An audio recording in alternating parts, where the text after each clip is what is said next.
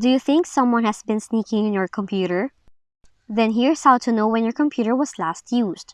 Now if you're using Windows, just right-click on the Start menu, click Event Viewer, double-click on Windows logos, click System, select the View Event Log, and you will see the list of everything that had happened on your computer with the date, time, source, event ID, and more.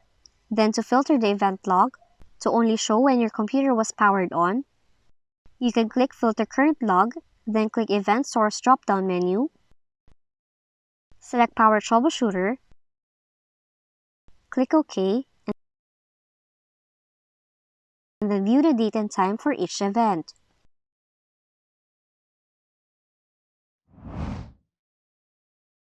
On the contrary, if you're using Mac, you should open Terminal, type in the following, then press Enter. Once done, view the event log, and then the terminal will list all the recent login events with your account username and the date and time it happened.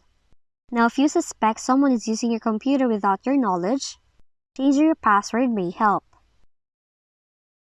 And those are the different ways on how you can find out the last time your computer was used in your Windows and Mac computer.